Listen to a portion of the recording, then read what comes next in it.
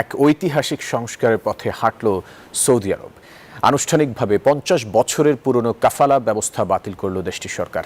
দাস প্রথার মতো এই ব্যবস্থার কারণে অমানবিক শোষণের শিকার হতো প্রবাসীরা। সরকারের এমন সিদ্ধান্তে খুশি প্রবাসী বাংলাদেশিরা। সৌদি আরব থেকে মোহাম্মদ ফিরোজের তথ্য ছবিতে ডেস্ক রিপোর্ট। বিদেশি কর্মীদের জন্য যুগান্তকারী এক পদক্ষেপ নিয়েছে মধ্যপ্রাচ্যের দেশ সৌদি আরব।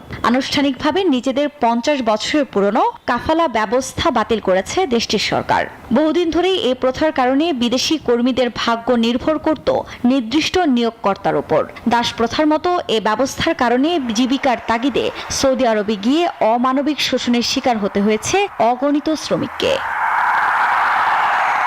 বান্ডেল থাকলে প্রতি সেনমানিতে টাকা বাঁচবে। বিকাশ সেনমানি বান্ডেল কিনে জিতুন প্রতি লেনদেনে। কাফালা ব্যবস্থার পরিবর্তে নতুন এক চুক্তিভিত্তিক কর্মসংস্থান মডেল চালু করেছে সৌদি সরকার, যা প্রবাসী শ্রমিকদের জন্য এক নতুন অধ্যায়ের সূচনা করেছে। নতুন এই সংস্কারের মাধ্যমে প্রবাসীরা এখন থেকে কাজ পরিবর্তন, দেশ ত্যাগ বা ভিসা নবায়নের ক্ষেত্রে আগের মতো কঠোর নিয়ন্ত্রণের মুখে পড়বে না। সৌদি প্রেস এজেন্সির তথ্যমতে নতুন এই ব্যবস্থার অধীনে বর্তমান নিয়োগকর্তার অনুমতি ছাড়াই চাকরি পরিবর্তন, এক্সিট ভিসা ছাড়াই দেশ ত্যাগ করতে পারবে অভিবাসী কর্মীরা।